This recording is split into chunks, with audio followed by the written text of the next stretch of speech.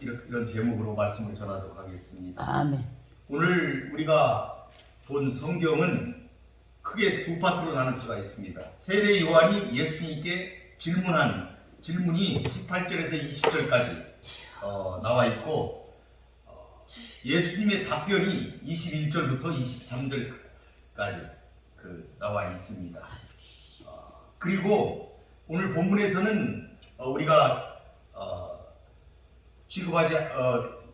채택하지 않았지만은 이 본문이 그 뒷부분이 24절에서부터 예수님이 세례 요한을 평가한 부분, 그 부분이 이렇게 나와 있습니다. 이것이 이제 세례 요한에 대한 그 기사가 되겠습니다.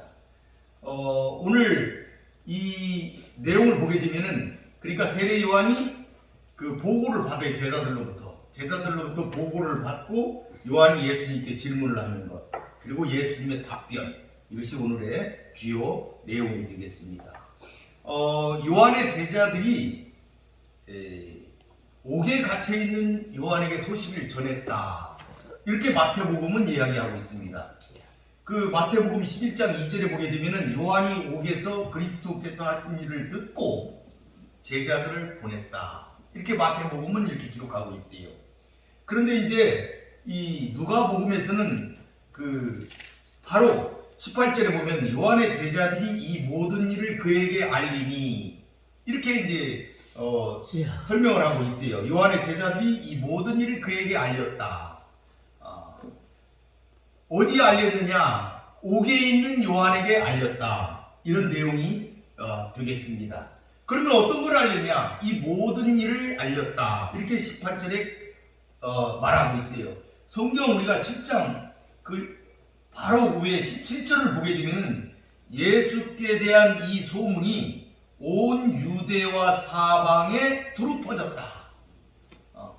유대와 그 사방에 두루 퍼졌다. 예수에 대한 소문이. 어떤 소문이냐? 백부장의 종을 고쳤다. 말씀으로 고쳤다. 나인성 과부의 아들을 죽었는데 살렸다. 이런 것이 이제 그 앞에 바로 나오고 있어요. 이러한 놀라운 일이 온 유대와 사방에 퍼졌더라, 이 말이에요. 아멘. 그러니까 요한의 제자들이 이 모든 일을 그에게 알렸다, 아멘. 이런 내용이 되겠습니다. 아멘. 그러면 요한은 왜 옥에 갇혀 있었습니까? 그것은 이제 우리 성경을 보게 되면은 본문에는 이제 기록되어 있지 않지만 다른 부분에 많이 기록이 되어 있어요. 세례 요한은 그 당시에 분봉왕, 갈릴리의 분봉왕이었던 헤롯 안디바, 이 헤롯 안디바가 자신의 동생인 빌립의 아내를 불법적으로 취해서 결혼을 했다. 이런 사건이 그 당시에 있었습니다. 그런데 그거를 세례 요한이 책망을 했다, 이렇게 성경에서는 기록하고 있어요. 그래서 이제 이 왕을 책망하니까 이 헤롯 안디바가 요한을 옥에 가두어서 그가 부자연스러운 몸이 되었다 하는 것이 지금 오늘의 그 말씀이 되겠습니다.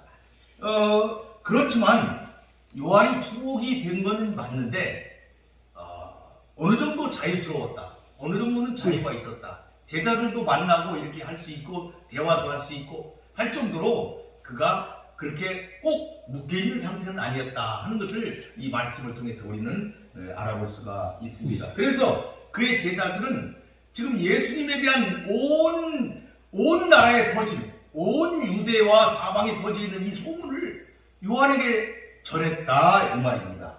그래서 그 모든 걸 보고를 한 거예요. 제자들이 유심히 살펴봤겠죠. 왜? 스승이신 세례 요한이 예수님이 어떠한 존재인지 이미 얘기를 했기 때문에 그들은 예수님의 소문이 사방에 퍼지고 예수님의 놀라운 기적과 이적이 일어나는 것을 다들 목도하기 때문에 이 예수님의 모든 행적에 대해서 주목을 하고 있었다, 이렇게 우리는 볼 수가 있습니다. 19절에 보니까 요한이 그 제자 중 둘을 불러 주께 보내어 이르되 오실 그이가 당신이 오니까 우리가 다르기를 기다리오니까, 이렇게 물었다, 이 말이에요.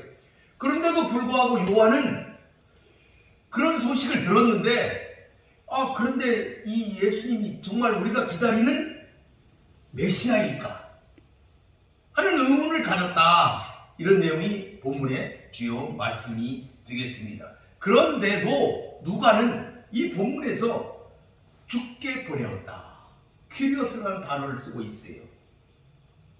심적인 징후인 주를 나타내는 이 단어를 누가가 사용했다 하는 것이 상당히 주의 깊게 우리가 본문을 읽을 때 약간 이거 어쩐 무슨 일이지? 이런 건 가졌지만 세례 요한도 그런 마음을 가졌지만은 그도 예수님이 메시아일 거라는 확신을 가지고 있었고 이미 성령을 통하여서 이미 알고 있었던 사실이었기 때문에 그도 예수님을 주로 표현하면서 이걸 지금 묻고 있다 하는 것을 우리가 볼 수가 있습니다. 그래서 오실 그이가 당신이 오니까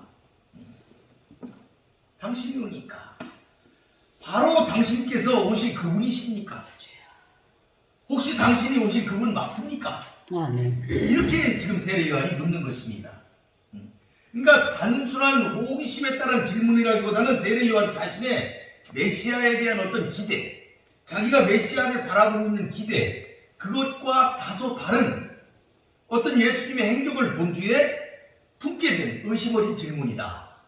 그러니까 메시아인 것 같은데 약간 자기가 생각하고 있는 것과는 약간 결이 다른 그와 같은 예수님의 행적을 보고 지금 묻는 것이다. 이렇게 우리는 해석할 수가 있겠습니다. 우리가 다른 일을 기다리오니까 이게 뭔 말이냐면 혹은 우리가 다른 사람을 기다릴까요? 이걸 예수님한테 묻는 거예요. 우리가 그럼 혹시 다른 사람을 우리가 기다려야 됩니까? 이렇게 묻는 거예요. 혹시 당신 말고 다른 사람이 메시아이십니까? 이런 의구심이 담겨 있다. 이걸 보면 세례 요한과 그 당시의 이스라엘 백성들이 얼마나 간절하게 메시아를 기다리고 있는지 이 문장을 통해서도 그것도 우리가 알아볼 수가 있다 하는 것이죠.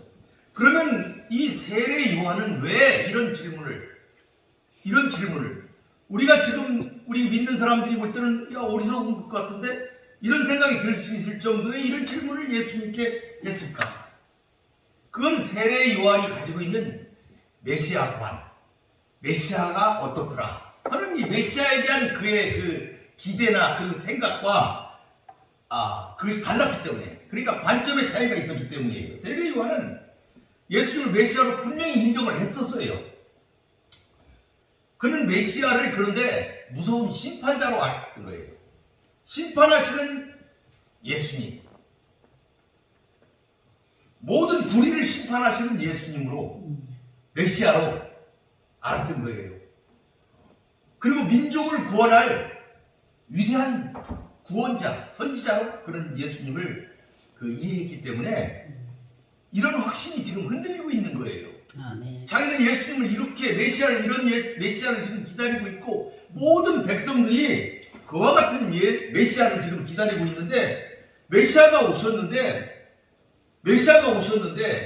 이스라엘을 회복시키셔야 되는데 그런 것은 보이지 않고 또 다윗의 왕국을 새롭게 세워야 되는데 다윗의 후손이니까 그런 것이 보이지 않는 거예요.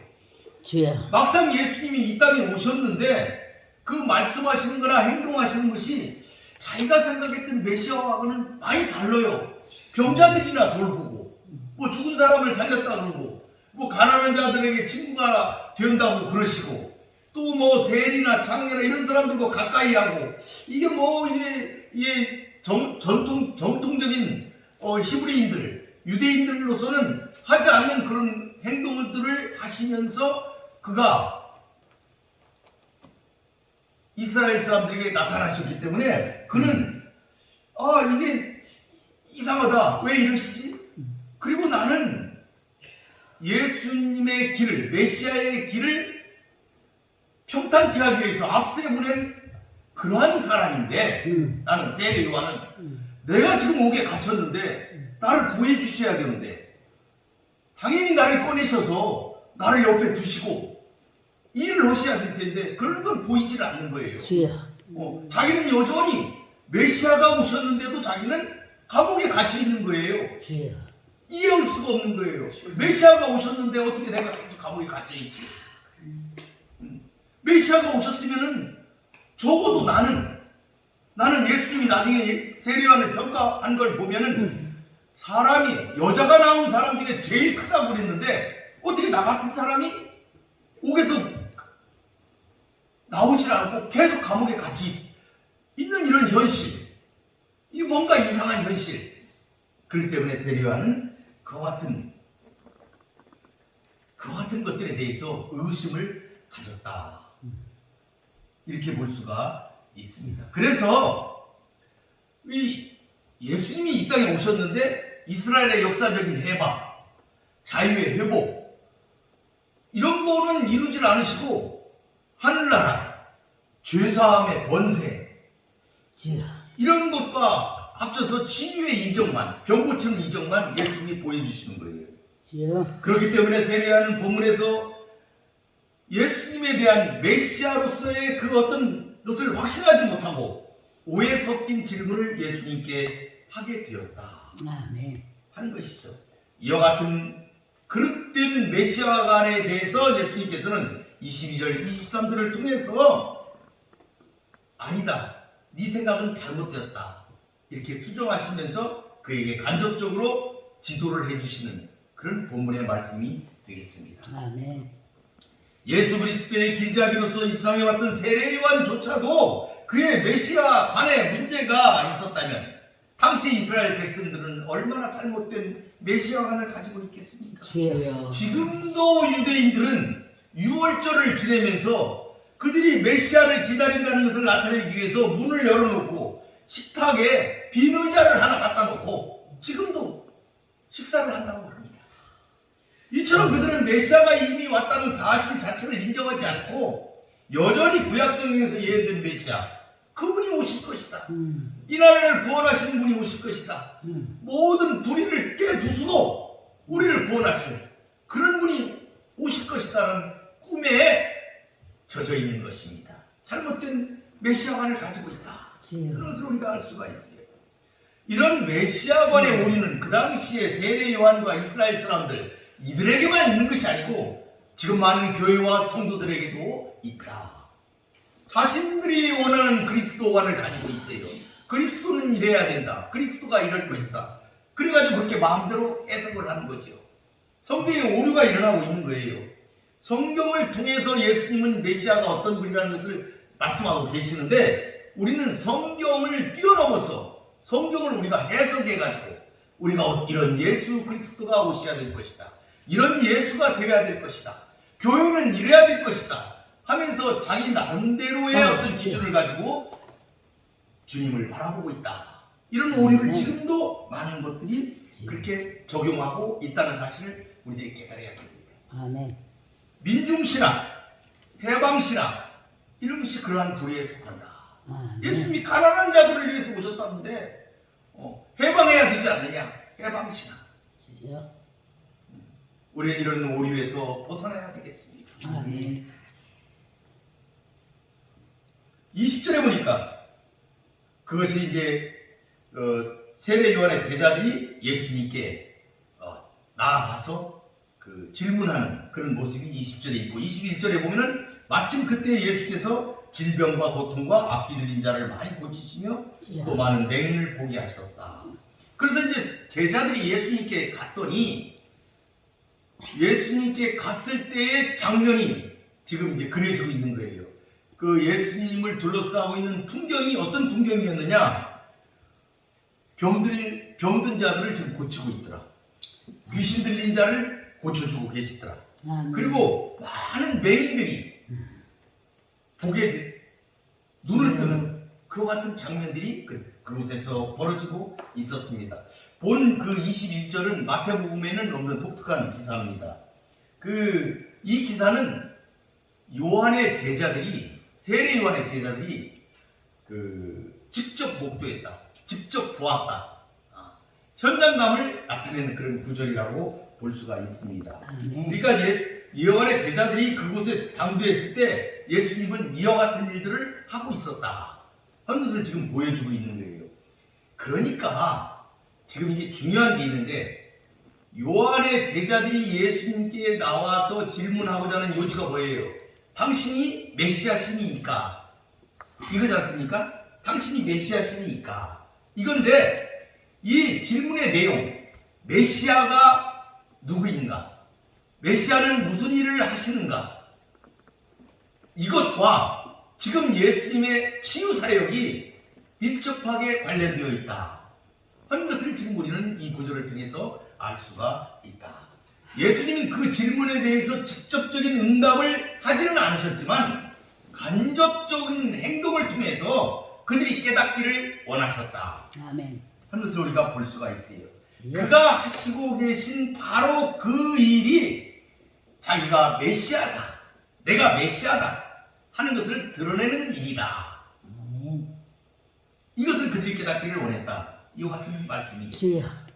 그런데 여러분 이와 같은 맥락에서 볼 때에 예수께서 자기 자신을 스스로를 내가 하나님의 아들이다 이렇게 얘기를 한번 했더니 유대인들이 뭐라고 그러냐면 참남하다 이렇게 하면서 그를 정죄하고자 했습니다. 그를 정죄했어요.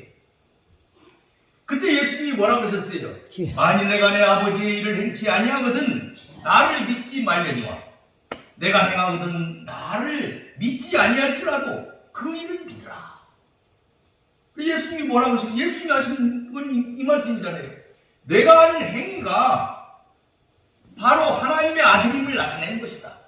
메시아를 증거하는 것이다. 이런 말씀 아니겠어요? 그러니까 하나님의 아들이시기 때문에 이런 권능이 있다. 아멘. 이런 권능이 있는 거 아니겠느냐 하는 것을 그들에게 말씀하신 거예요. 그러니까 너희들이 그러면 내가 하나님의 아들 그것을 믿지 아니할지라도 그 일어나는 일들은 믿으라. 일어나는 일들은 어떤 일? 하나님이 하시는 일이라는 사실을 믿어야 할 것이다. 이런 얘기를 예수님께서 하신 거예요. 당시 요한의 제자들은 예수의 행위를 보고서 그가 누구인지 알 정도의 영적인 지식은 가졌을 것이다. 이렇게 예수님은 보았던 것입니다. 그래서 예수님은 이것을 가지고 22절에서 보고 들은 것을 고하라. 이렇게 말씀하고 계신 것을 우리가 볼 수가 있습니다. 아멘. 그 다음에 이제 또 보게 되면은 많은 소경을 보게 했다. 이렇게 이제 거기 기록이 되어 있어요. 21절에. 그들이 가서 보니까 많은 소경, 눈먼 자들이 보고 있더라. 보게 되었더라. 보도록 은혜를 베푸셨다. 이 말이에요. 다른 병자에 대해서는 단지 그냥 여기 말씀하실 때 치료해 주셨다. 이렇게 기록이 되어 있는데 소경에 대해서, 눈먼 자에 대해서는 은혜를 베푸셨다. 이렇게 조금 더 특별한 관심, 특별함을 강조하고 있는 단어를 사용해가지고 지금 쓰고 있어요. 아멘. 예수님의 치유 사역 가운데 이 눈먼 자를 고친 사건이 비교적 많이 등장하는데 유대 사회에서는 그 소경이 되는 것은 문둥병자를 제외하고는 주여. 가장 비참한 병이 눈먼 자이다, 소경이다. 이렇게 그 당시에 그 사회에서 그렇게 인정하고 있었습니다. 그래서 예수님은 이렇게 눈먼 자에 대해서 특별한 관심을 가지고 고치셨다 하는 내용이 21절의 내용이 되겠습니다. 22절에 보니까 예수께서 대답하여 이르시되, 예수님이 이제 직접 말씀하신 거예요. 너희가 가서 보고 들은 것을 요한에게 알려라. 맹인이 보고, 못 걷는 사람이 걷고, 나병 환자가 깨끗해지고, 귀 먹은 사람이 듣고, 죽은 자가 살아나고, 가난한 자에게 복음이 전파된다. 아멘. 예수님의 말씀이에요. 너희가 가서 보고 들은 것을 알리고 그렇게 하라. 그렇게 하라. 이렇게 명령하셨어요. 예수님은 요한의 제자들이 오실 그 이가 당신이니까 아니면 우리가 다른 일을 기다리고 오니까 이렇게 할 때에 직접적으로는 대답하지 않으셨어요. 그리고 보고 들은 것을 요한에게 가서 말하라. 이렇게 말씀으로 대답을 가름하셨어요. 예수님께서는 이 말씀으로도 이와 같은 광경을 그들이 목도한 것만으로도 충분한 대답이 되었다. 이렇게 예수님은 생각하신 것이죠. 여기 본문의 말씀을 보게 되면 마태복음과 약간 차이가 있는데 어떤 거냐면은 너희가 가서 보고 들은 것을 누가복음은 보고 들은 것 이렇게 말했는데 마태복음은 듣고 본 것 이렇게 이제 그게 두 단어가 바뀌어 있어요. 보았다는 사실을 누가는 더 강조하고 있다. 더 강조했다. 하는 것을 우리가 알 수가 있습니다. 이거는 지금 현재 일어나고 있다는 일, 지금 그 일이 일어나고 있는 것을 너희들이 보고 있다는 것을 현장감을 더 살려서 얘기하는 것이고, 그리고 이거는 지금 방금 너희들이 눈앞에서 일어나고 있는 사건이다. 이런 역사성, 이런 것을 그들에게 강조하고자 누가가 사용한 그런 문법이다. 이렇게 우리가 볼 수가 있습니다. 아멘. 예수께서 행하신 치유사역, 지금 22절의 이 치유사역은 메시아가 이 땅에 오셨을 때 나타나는 표징이라고 성경은 말하고 있어요. 주여. 이건 구약에서 선지자 이사야를 통해서 분명히 예언되었던 사실입니다. 즉 메시아 시대에는 소경이 본다. 이사야 29장에 그랬어요. 안진뱅이가 걷는다. 이사야서에 말하고 있어요. 문둥병자가 깨끗함을 받는다. 귀머거리가 듣는다. 죽은 사람이 살아난다. 가난한 자가 복음이 전파된다. 아멘. 그리고 이 모든 것 후에 하나님의 심판이 이루어질 것이다. 주여. 여기까지 예언이 되어 있습니다. 주여. 이러한 이유로 요한은 심판자인 메시아를 기대하였던 것입니다. 그러나 예수님은 심판자이기 이전에 먼저 그들을 구원하는 구원자로서의 모습을 보여주고 있는 것입니다. 축복이 이미 그들에게 임재하였다는 것을 그들에게 알려주시고자 하는 그런 것이 아니겠느냐, 이렇게 우리는 볼 수가 있습니다. 22절에 보니까 가난한 자에게 복음이 전파된다 이랬어요. 가난한 자. 헬라어로는 푸토코이라 그러는데 이 푸토코이, 가난한 자의 복음이라고 불릴 만큼 예수님은 가난한 자를 집중적으로 조명하고 있어요. 누가복음에서 그렇게 조명하고 있습니다. 자신의 거의 모든 생애를 이 푸토코이, 가난한 자들과 함께하고 있고, 또 그러한 가난한 자들이 몰려있는 갈릴리에서 목회 사역의 모든 부분을 보내셨고, 그 메시지의 중심도 평지수훈의 첫머리가 가난한 자로 시작하고 있어요. 가난한 자에게 복이 있다. 이렇게 말씀하고 있어요. 그러면 이 가난한 자, 예수님이 얘기하신 이 가난한 자는 무엇인가? 어떤 의미인가? 단지 경제적으로 가난한 자만을 위하는 것일까? 이 가난한 자에 해당하는 이 단어 푸토코이는 심히 두려워 유축이 된 자, 두려워서 유축된 자, 또는 살금살금 움직이며 쭈그러드는 자, 이런 자를 푸토코이다, 이렇게 얘기를 하고 있어요. 그렇기 때문에 이 단어는, 이 가난한 자라고 번역이 되은 이 단어는 단순히 경제적으로만 돈이 없어서 가난한 자, 그것을 일컫는 것이 아니고 주여. 무언가에게 또는 누군가에게 억압받고 있는 자, 이런 자를 가난한 자다, 이렇게 표현하고 있다는 사실을 우리들이 깨달아야 되겠습니다. 아멘. 누가복음 4장에서도 예수님은 안식일에 회당에서 선지자 이사야의 글을 가지고 선포를 하셨어요. 그때도 이 복음을 전하는 대상이 가난한 자, 푸토코이는 포로된 자, 눈먼 자, 억눌린 자, 이를 모두 포함하고 있었다는 사실을 우리들은 알 수가 있습니다. 아멘. 그렇기 때문에 본문에서 역시 이 가난한 자 앞에 제시된 이 맹인부터 죽은 자에 이르기까지 모두가 가난한 자다. 여기에 나타나 있는 모든 성경의 말씀, 22절의 말씀, 너희가 가서 보고 들은 것을 요한에게 알리되 맹인이 보며 못 걷는 사람이 걸으며 나병한 자 깨끗함을 받고 귀먹은 사람이 듣고 죽은 자가 살아나고, 이렇게 말씀하셨는데 이 모든 것이 다 가난한 자다. 아멘. 이 그 안에 포함되어 있다. 주여. 이렇게 우리가 볼 수가 있습니다. 결론적으로 예수님에게 있어서 단순히 경제적으로 가난한 자라는 의미가 아니고 경제적이고 신체적이고 정서적이고 영적으로 억압받고 있는 그 모든 백성들, 그들을 의미한다고 우리는 깨달아야 되겠습니다. 아멘. 예수님은 이러한 자들에게 자신의 모든 사역과 메시지를 쏟아 부으셨습니다. 아멘. 그 결과 본문이 말하고 있는 것처럼 그들에게 좋은 소식이 되었던 것입니다. 복음이 되었던 것입니다. 모든 억압으로부터의 해방의 소식이 그들에게 전해지고 있는 것이었습니다. 그러면은 왜 예수님은 이들 가난한 자, 곧 병들고 가난하고 못받고 소외된 자들에게 그의 사역에 초점을 맞추었을까? 왜 사역의 초점이 그들이었을까? 주여. 그 실마리는 우리는 빌립보서 2장 5절에서 11절 가운데 있는 바울의 그리스도 찬송시, 주여. 그것을 통해서 우리는 알아볼 수가 있습니다.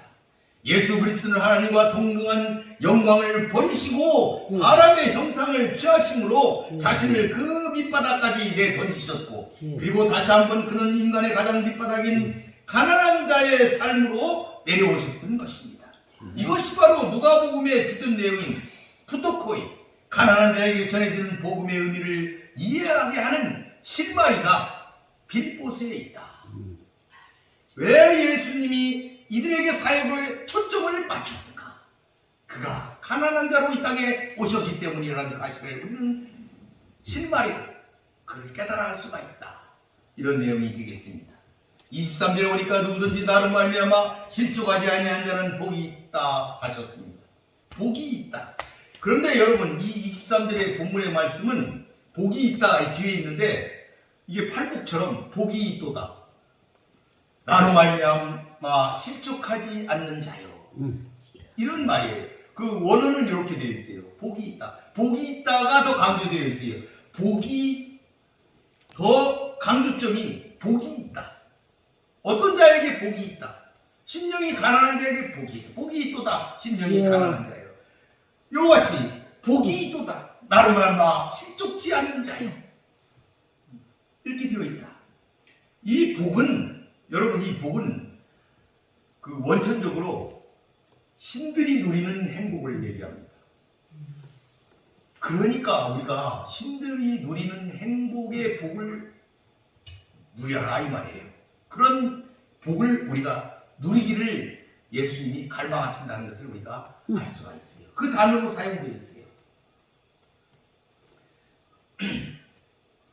특별히 하나님 나라에 참여하는 데서 오는 즐거움, 그걸 나타내는 문맥에서도 많이 사용되어 있어요. 팔복에서도 이 복이, 이 단어가 같이 사용되어 있어요. 본문에서도 이 단어는 이와 같이 잘못된 메시아관으로 인하여 예수께서 메시아이심을 의심하지 않는 자만이 하나님 나라의 백성으로서 진정한 복을 누릴 수 있음을 보여주기 위해서 이렇게 사용하였다. 이렇게 우리는 알 수가 있습니다.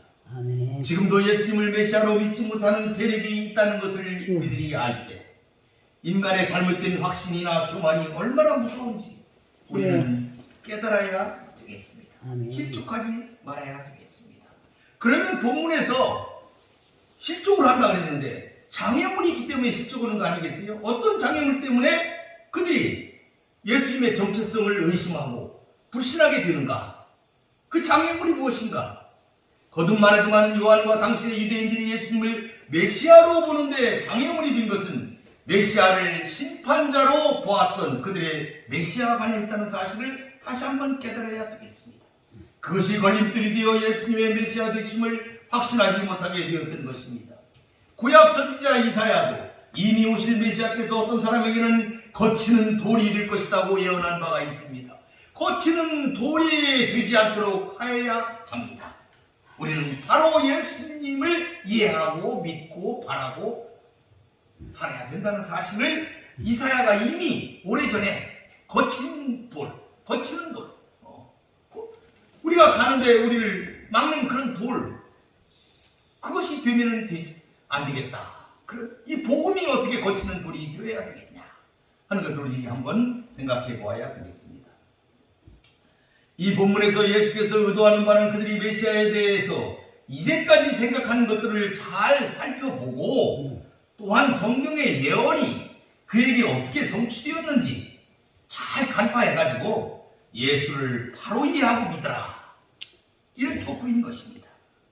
여기서 우리는 중요한 교훈을 얻을 수 있습니다. 즉 성경에 대한 바른 이해, 주여. 성경의 예언을 통해서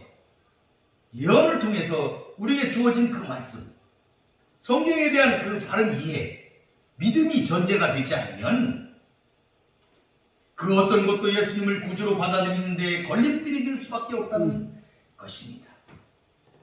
구약에 선민했던 이스라엘 사람들과 심지어 주의 길을 예비했던 세례 요한조차도 자신들의 지식과 이해관계에만 연결시켜서 잘못된 메시아를 가지고 있었기 때문에 그것이 오히려 예수님을 메시아로 받아들이지 못하도록 하는 걸림돌이 되고 말았던 것입니다.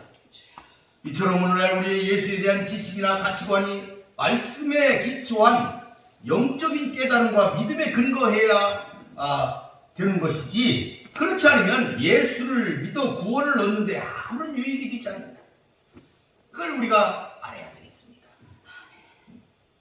말씀을 정리하도록 하겠습니다.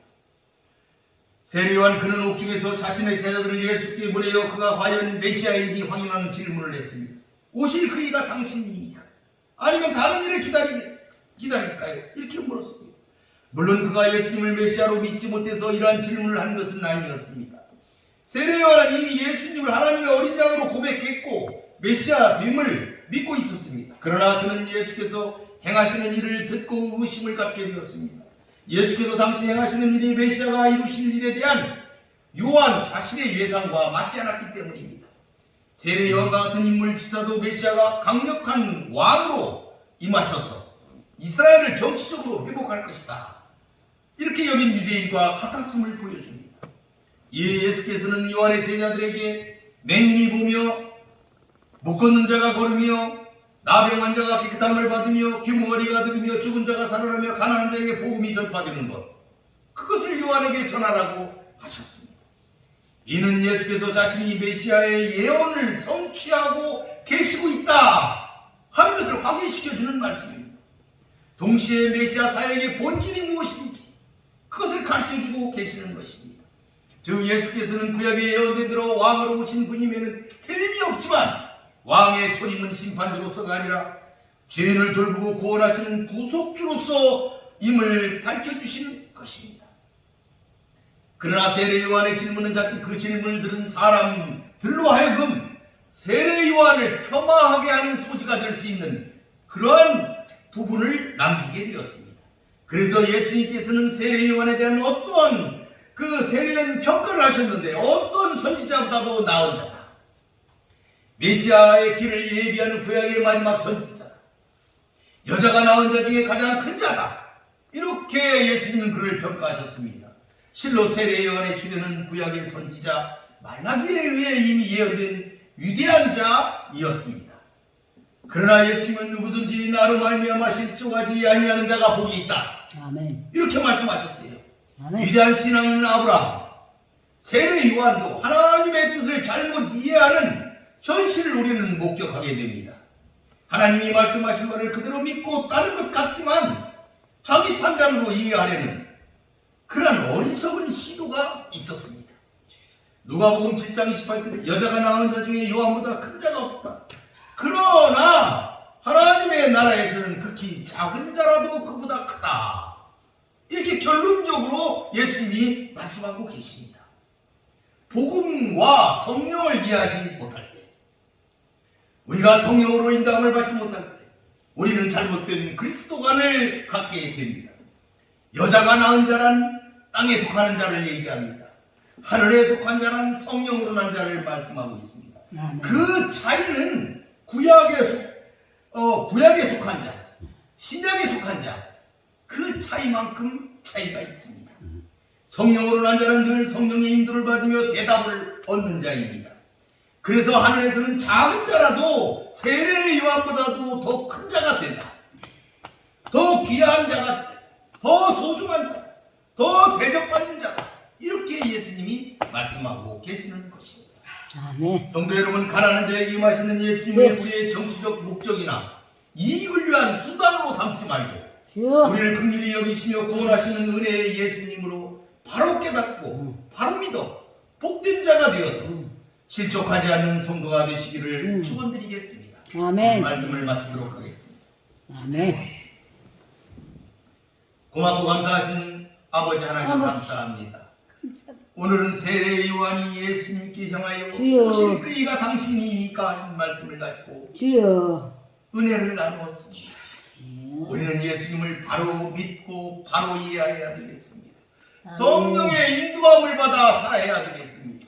주여. 우리의 기준으로 예수님을 바라보지 아니하고 성령의 기준으로 예수님을 바라보며 살아가는 자들이 되어야 될 줄로 믿사옵니다. 아멘. 우리 사랑하는 백성들에게 하나님 역사하셔서 아버지 하나님이여 예수님을 수단으로 보지 아니하고 우리의 목적으로 믿고 승리하는 실족하지 않은 사랑하는 성들이 될 수 있도록 주여 은혜를 베풀어 주시옵소서. 아멘. 예수님의 이름으로 기도 올리나요. 아멘.